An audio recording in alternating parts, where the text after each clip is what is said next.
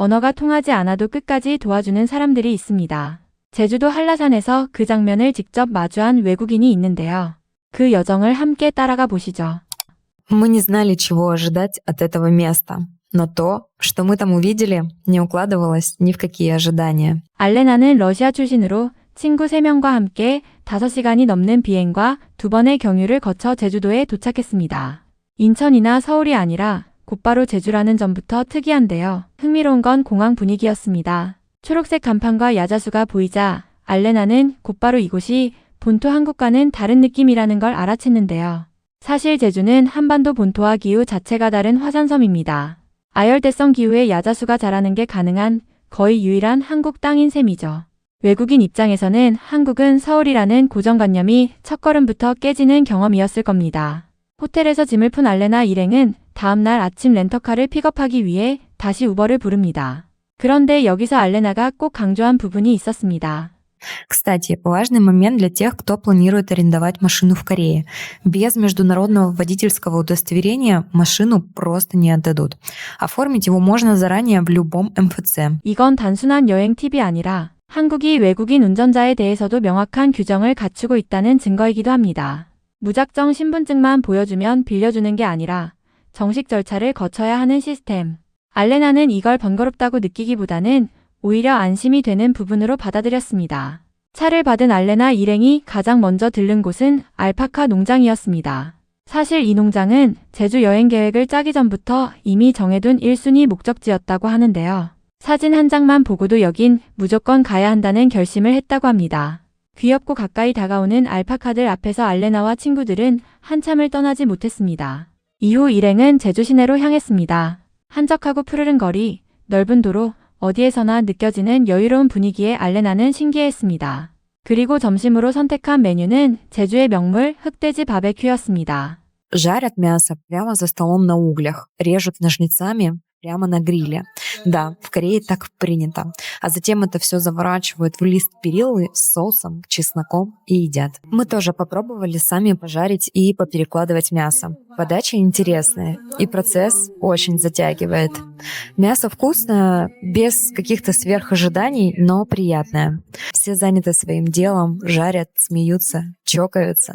И именно такая атмосфера, которую хочется запомнить. 여기서 알레나가 특히 신기해한 부분은 고기를 자르는 방식이었습니다. 한국에서는 가위로 고기를 자르는 게 너무 당연한 일이지만 외국인에게는 식탁 위에서 칼이 아닌 가위가 등장하는 자체가 낯선 풍경입니다.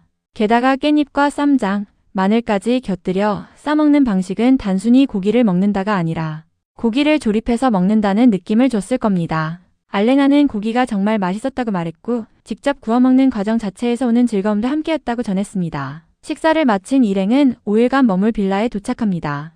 그리고 이곳에서 알레나는 완전히 압도되고 말았는데요. Может, мы никуда не пойдем, просто будем телек смотреть? Мама мия, что за лакшери? Блин, ну короче, вилла топчик. За эти деньги считаю best of the best. 5명이 5박을 묵는 데 든 비용이 한국 돈으로 약 60만 원. 침실 2개, 넓은 거실, 세탁기와 식기세척기까지 모두 갖춰진 숙소였습니다.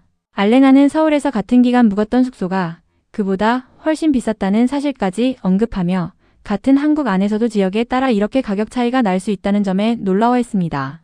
이건 단순한 가성비 자랑이 아니라 제주가 관광지로서 합리적인 가격대를 유지하면서도 시설 수준은 결코 떨어지지 않는다는 걸 보여주는 장면이었습니다. 다음 날 일행은 주상절리대를 찾았습니다. 입장료는 단 5,000원. 바다를 따라 늘어선 육각형 모양의 화산암 기둥들 앞에서 알레나는 한동안 말을 잃었습니다. 이건 25만 년 전 뜨거운 용암이 차가운 바닷물과 만나며 급격히 식는 과정에서 자연적으로 만들어진 형태인데요. 알레나는 처음엔 사람이 깎아 만든 게 아닐까 의심할 정도로 정교하다고 느꼈다고 합니다. 인간의 손이 아니라 시간과 물리 법칙이 만든 조각이라는 사실에 단순한 관광이 아니라 자연 그 자체에 대한 경외감을 느낀 순간이었습니다. 그날 밤 일행은 동문시장의 야시장을 찾았습니다. Местные и туристы все вместе, плечом к плечу. Вокруг никакого туристического глянца. Все живое, все настоящее. Именно такие места дают ощущение, что ты не просто смотришь страну, а попадаешь внутрь нее. 관광객용으로 꾸며진 깔끔한 거리가 아니라 현지인과 여행객이 어깨를 맞대고 같은 골목에서 같은 음식을 사 먹는 풍경. 알레나는 이곳에서야말로 제주를 구경하는 것이 아니라 제주 안으로 들어간 느낌을 받았다고 표현했습니다. 다음날 일행은 한라산 등반에 도전합니다. 새벽 5시 30분에 일어나 출발했지만 예상치 못한 변수가 있었습니다. 주차장이 7시인데도 이미 가득 차 있던 것이죠. 다른 주차장으로 이동해 차를 세우고 셔틀버스를 타고 다시 등산로 입구로 돌아오는 데만 1시간 넘게 걸렸습니다. 여기서 주목할 부분은 등산로를 관리하는 한국인 직원이 영어로 직접 소통하지 못하는 상황에서도 AI 번역 앱을 활용해 끝까지 안내를 도와줬다는 점입니다. 언어가 통하지 않는다고 외국인 관광객을 그냥 돌려보내는 게 아니라 어떻게든 방법을 찾아 도와주려는 태도. 이게 바로 한국식 환대의 본질일지도 모릅니다. 결국 출발 시각은 오전 8시 26분.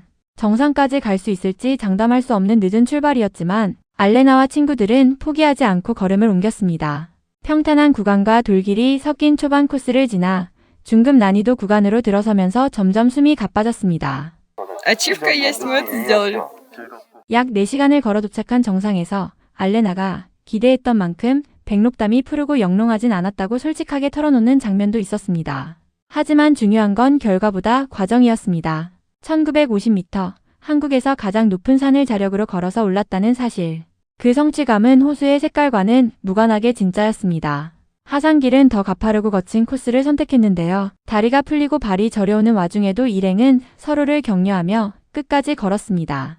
약 9시간에 걸친 전체 등반을 마친 알레나는 길이 험해도 나무 데크와 표지판이 촘촘히 설치되어 길을 잃을 걱정이 전혀 없었다는 점을 특히 인상적이라고 말했습니다. 자연을 보존하면서도 등산객의 안전까지 세심하게 신경 쓴 흔적이었습니다. 여정의 마지막 날, 일행은 1410년에 세워진 성읍 민속마을을 방문합니다. 전통 가옥 안에 보존된 돌 맷돌과 흑돼지, 그리고 600년 전과 거의 달라지지 않은 풍경 앞에서 알레나는 잠시 숙연해졌습니다. 가이드 없이 둘러봐도 충분히 흥미로웠지만 알레나는 가이드와 함께였다면 항아리 하나하나에 담긴 생활사를 더 깊이 이해했을 거라며 아쉬움을 남겼습니다. 이건 단순한 관광이 아니라 한국이 자신의 전통을 어떻게 보존하는지를 직접 목격한 순간이었습니다. 이어서 도착한 일출봉에서는 5000년 전 화산 폭발로 만들어진 분화구를 마주합니다. 가파른 계단을 오르며 알레나는 한라산을 다녀온 후라 이 정도 경사는 두렵지 않다고 농담을 던졌는데요. 정상에서 내려다본 바다와 마을의 풍경 앞에서는 그 농담도 잠시 멈췄습니다.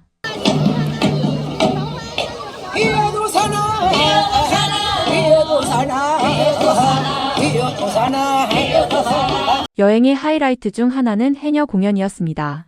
1000년이 넘는 역사를 가진 이 직업은 한때 23,000명이 넘었지만 지금은 2,000여 명, 그마저도 대부분 고령이라고 합니다. 알레나는 화려한 쇼라기보다는 한 세대와 함께 사라져가는 살아있는 유산을 직접 목격한 느낌을 받았다고 했는데요. 2016년 유네스코 인류무형문화유산으로 등재된 이 전통이 오락거리가 아니라 누군가의 평생 직업이었다는 사실 앞에서 가벼운 마음으로 볼 수만은 없었을 겁니다. 5일간의 짧은 여정이었지만 알레나와 친구들에게 제주는 단순한 한국의 한 지역이 아니라 완전히 새로운 세계였습니다.